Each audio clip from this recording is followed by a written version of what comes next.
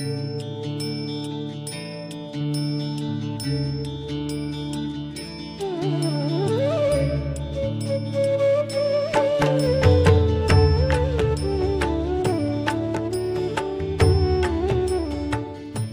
जिनेंद्र, जय गुरुदेव। आज हम सतीश जी पटियाले अंबाला दे सतीश जी हमारे जो हैं, हमारे ये समिति जो महोत्सव समिति है अंबाला की, जो गुरुदेव की प्राण प्रतिष्ठा महोत्सव की महोत्सव समिति है, उसके प्रधान हैं। और सतीश जी हमारे भूतपूर्व प्रधान भी हैं श्री विजय इंद्रदिन चैरिटेबल ट्रस्ट के। तो आज हम सतीश जी के पास आए हैं। तो सतीश जी हमारे को आप हमारे साथ शेयर करें गुरुदेव कोंकण देश दीपक आचार्य देव श्रीमद विजय रत्नाकर शिष्यो जी महाराज साहिब के एक तो आपने दर्शन कहाँ किए पहली बार, आपको अनुभव कैसा रहा, और कोई ऐसा संस्मरण जो आपको हमेशा याद रहा हो तो वो आप हमारे साथ आज शेयर करें। सर ऐसे है कि 1 जुलाई 2003 अंबाला में गुरुदेव का चतुर्मासिक प्रवेश था। उसी दिन ही मैंने अपनी जिंदगी में पहली बार गुरुदेव के दर्शन किए। गुरुदेव जो शोभा यात्रा निकल रही थी, गुरुदेव का प्रवेश हो रहा था, तो वो शहर सुपारशनाथ जैन मंदिर की तरफ जा रहे थे, तो हम गुरुदेव के साथ साथ गए। मैंने गुरुदेव को पहली बार देखा और उनका मस्तिष्क देखकर मैं इतना प्रभावित हुआ कि मुझे कुछ भी और नहीं नजर आया। मैं अपने आप को 2003 से पहले नास्तिक समझता था। मेरी कोई वृत्ति नहीं थी कि गुरुदेवों के पास जाना। सिर्फ मंदिर जी में मैं सिर्फ संक्रांति जाता था। लेकिन गुरुदेव के साथ हमारी ऐसी लगन लगी कि सुबह प्रवचन पे और दोपहर को गुरुदेव के पास 3 बजे मैं डेली जाता था।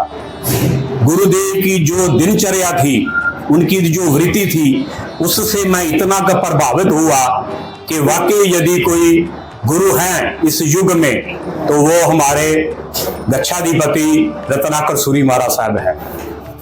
उनकी प्रवचन की पंक्चुअल सुबह 8:59 पर वो पाठ पे ऊपर आकर बैठ जाते थे। मतलब कि भगत चाहे आए चाहे ना आए, ये उनमें एक बहुत बड़ी खूबी थी। दूसरी बात ये है कि उसके बाद गुरुदेव का 2004 का भी चतुर्मास अंबाला में हुआ। उसके बाद 2011 का चतुर्मास इंद्रधाम में भी हुआ जी। इंद्रधाम में भी जो गुरुदेव ने चतुर्मास किया वो एक ऐतिहासिक चतुर्मास था। उस चतुर्मास में हमने बहुत कुछ देखा। गुरुदेव ने उस वहां स्थान पर मंदिर बनाने के लिए, सरकार से जगह लेने के लिए बहुत प्रयत्न किए। गुरुदेव सुबह 2:30 बजे उठ गए, अपनी नवकार मंत्र की माला, जिनको आप कह सकते हो कि उनका मिशन ही एक था कि मैंने इस जगह को लेना है। उसके लिए गुरुदेव ने एक हमारे से नवकार मंत्र की उल्टी माला का भी आयोजन किया। वो गुरुदेव ने हमारे को बोला कि 9 लाख का जाप करो आप सभी भाई बहने, तो आपको ये जगह मिल जाएगी। तो वो जाप करीबन 12 लाख के करीब हो गया और उसके जल्द बाद ही हमारे को वो जगह मिल गई। लेकिन जगह मिलने से पहले ही गुरुदेव में इतना उत्साह था कि गुरुदेव ने मंदिर का निर्माण कर दिया। जब 17 नवंबर 2014 को गुरुदेव वहां से विहार करके गुजरात की तरफ नहीं जा रहे थे, छरीपाली यात्रा संघ के लिए वो जा रहे थे जलंधर की तरफ। हाँ, गुजरात जा रहे थे, वहां से शुरू उन्होंने वहां करना था।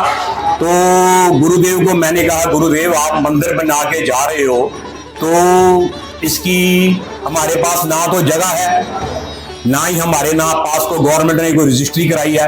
कहते मैं बैठा हूं ना, आप चिंता मत करो, मेरे उत्ते आपके पास कोई नहीं आएगा। वाकई उनकी शब्दावली, उनकी वाणी इतनी उच्च थी कि आज तक हमारे को किसी ने नहीं पूछा कि हम क्या कर रहे हैं।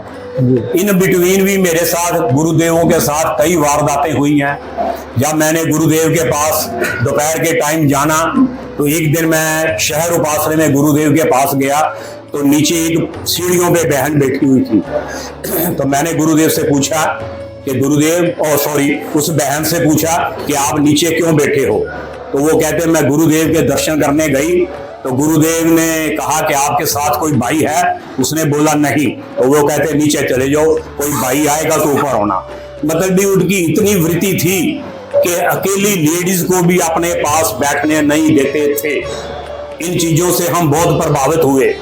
2011 का चतुर्मास अम्बाला में था, तो भाइयों को सिर्फ आज्ञा थी कि गुरुदेव के कमरे में आके वंदना करना। बहनों के लिए आदेश था कि वो कमरे के बाहर ही वंदन करें, वो अंदर नहीं आ सकती। और दूसरी बात ये है, एक उन दिनों में हमने एक और बड़ी चीज देखी कि हम शाम के टाइम हम 5-7 लोग थे और गुरुदेव थे, हम प्रतिगमन कर रहे थे। तो एक बहुत बड़ा 6-6.5 फुट लंबा सांप आया। सांप ने आगे अपना फन उठाया और हमारे साथ की तरफ देख रहा था। तो गुरुदेव ने जैसे उसको देखा तो गुरुदेव ने उसको इशारा किया, जाओ भाई, अभी टाइम नहीं आपके आने का। ऐसे ही गुरुदेव ने उसको इशारा किया, वो आगे बढ़ गया। इस तरह की इतनी ही घटनाएं हैं गुरुदेव की, इतनी घटनाएं हैं कि शायद अभी मेरे को टोटल याद नहीं आ रही, लेकिन मैं ये बात कह सकता हूं कि ऐसे गुरुदेव हमारे को मिले हैं कि हमारे को उन्होंने एक रास्ता दिखाया है। जब 2014 को 17 दिसंबर महावीर धाम गुरुदेव ने वहां पर संक्रांति थी, तो मुझे अभी 15 दिन हुए थे ट्रस्ट का प्रेसिडेंट बने को। तो मैं गुरुदेव का आशीर्वाद लेने के लिए वहां गया था। गुरुदेव का आशीर्वाद लिया, रात गुरुदेव के पास 10 बजे तक बैठे रहे। तो गुरुदेव ने कहा कि सुबह मैंने 4 बजे विहार करना है, तो आप आ जाना। मैं और मेरे साथ आनंद जी थे। हम 3:30 बजे गुरुदेव के पास पहुंच गए। जैसे गुरुदेव उपासे से बाहर आए तो गुरुदेव ने कहा, सतीश, मैं कहा जी साहब जी, मैं आपको मंदिर का निर्माण का काम सौंप के जा रहा हूं। आपने अपनी मर्जी करनी है, किसी की नहीं सुननी। जब गुरुदेव ने इतनी बात कही तो मैं वही बात दंडवत हो गया। मैं कहा, गुरुदेव आप ये क्या बात कह रहे हो कि मैंने किसी की नहीं सुननी?